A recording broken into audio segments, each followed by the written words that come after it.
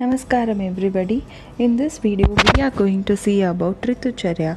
Ritucharya is nothing but Ayurvedic seasonal regimen. So Ritu, the first we will define the word Ritucharya. Ritu means seasons and Charya is the regimen, the do's and don'ts of that season.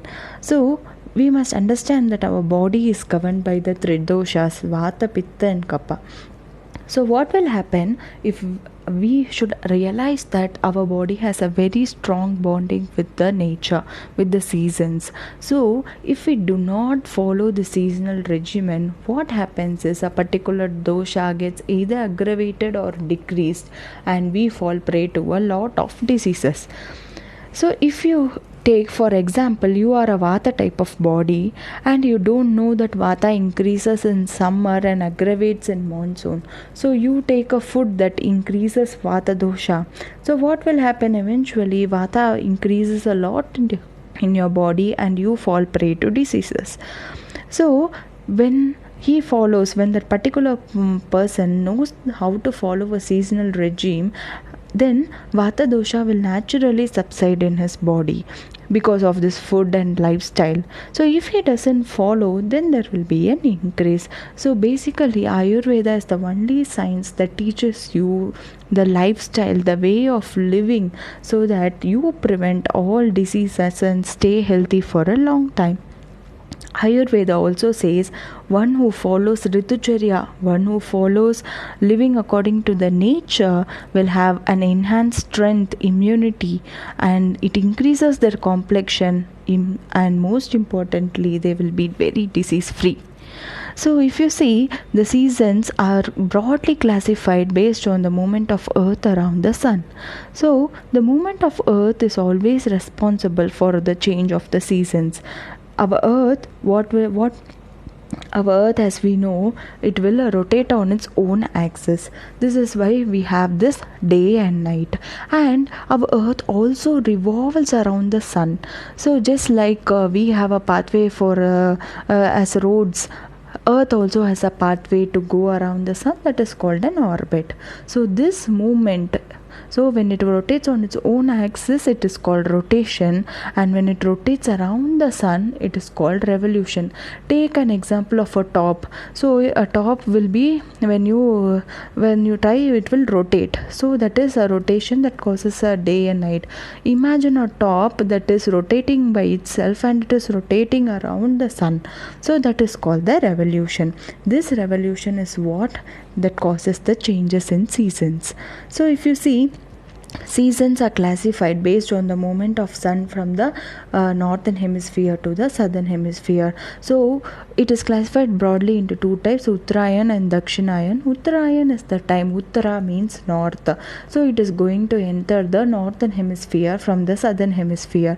So during this time, what are the seasons you see is late winter, because winter already starts when the Dakshinayan comes to an end. So late winter, spring and summer are the seasons you see in Uttarayan, and in Dakshinayan you see rainy season, autumn season and winter season.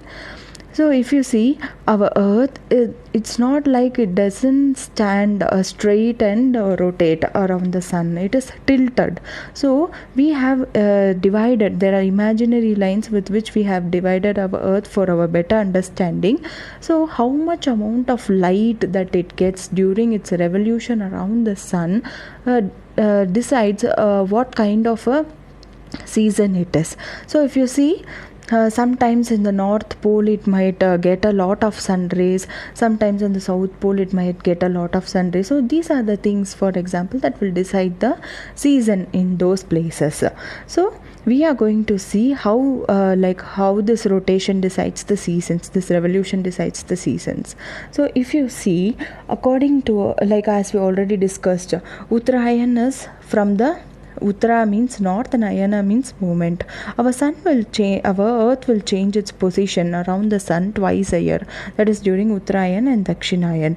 So first you see the June part. So during June 21st, somewhere around that time, what will happen? The rays of the sun will fall perpendicular. It will fall perpendicular at 30 degrees meridian of the North Pole. So this is the time it is called a northern summer solstice. So slowly what will happen, the earth will move along its orbit and the rays of the sun will fall perpendicular to the equator on September 21st. See, first we'll start at June, and then September 21st it falls directly on the equator, so perpendicular to the equator. So this is the day on which both the length of the day and the length of the night will be equal, and slowly it is entering into the northern hemisphere from the southern hemisphere. So exactly at a Pongal time, during this Jan 15th, the mid of the Jan, that is the time when the Uttarayan starts. So this is the time when the sun's rays will fall perpendicular to the earth, and the earth will start moving from the southern hemisphere to the northern hemisphere. So following this, again from the northern hemisphere it will be entering the southern hemisphere. Equinox are the times at which it will fall, the sun's rays will fall perpendicular directly on this equator. Okay, so next we are going to see Uttarayan, how it is very suitable for spirituality. So Jan 15, as we know, it is the harvest time, the Pongal time. So it is not only suitable for harvesting the grains, but is also suitable for harvesting the human potential. So this is the time when sun's rays will fall perpendicular to the earth, and earth will start moving, as we know, from the southern hemisphere to the northern hemisphere. So this is the time that many people attain moksha. During this transition time is the time when many people will attain moksha. So if you see Bhishma, I know many who have seen Mahabharata will know Bhishma. Bhishma was waiting on his deathbed for 58 days for this Uttarayan Kala to attain moksha. Bhishma Ashtami, that is going to be that falls on the February 19th in the year 2021. So that is the time he attained moksha. And even Gautama Buddha is said to have attained moksha on the third full moon day of the Uttarayan. So this is the time when you want to go for spirituality, when you are working towards enlightenment, this is the perfect time to work on that. And if you see, there are 3 seasons in Uttarayan Kala. So as we discussed, the late winter, that is from mid-Jan to March. So for the easy understanding, understand that Uttarayan falls from Jan to July. Okay, so the seasons are winter, spring and summer. So what will happen during Uttarayan Kala is from mid-Jan to Feb, Kapha dosha, because late winter time, we will say Pani Kalam in Tamil. So Kapha dosha, what will happen, it will get accumulated in the body, and then it gets aggravated during March and April time, which is the spring time. Because slowly the sun rays starts coming in, so it will melt all the kapha inside your body, and so because of that it gets aggravated, and then it will slowly come down during the May and June, and then vata dosha will start accumulating in the body. So in the upcoming videos we will be seeing how to manage this, how to eat accordingly. Okay, so in Uttarayan Kala, for a easy understanding, we must understand that it is dominated by fire. Okay, so sun and wind are very, very powerful during this time. So they take away the cooling qualities. So naturally, when sun is very dominant, it takes away the cooling qualities. Hence, the type of food we take should have bitter, pungent and astringent taste. Okay, so next we are going to see about the winter solstice. So Dakshinayana is called the winter solstice. The earth will continue its movement from north, and on December 31st again the sun's rays falls directly on the south pole. So Dakshinayana starts from July 15th, and slowly these seasons will come in place. So there are 3 seasons in Dakshinayana. They are the rainy season, the autumn season and the spring season. So Dakshinayana is the time when a moon will be powerful. So Uttarayana is the time when sun will be powerful. Dakshinayana is the time when moon will be powerful. So during Uttarayana, our strength, body strength will be very low, because sun is powerful. Sun is taking away all your strength. But during Dakshinayana, moon will be powerful. full moon, hence sun will release the strength to the people. So it is like slowly our earth will start cooling down.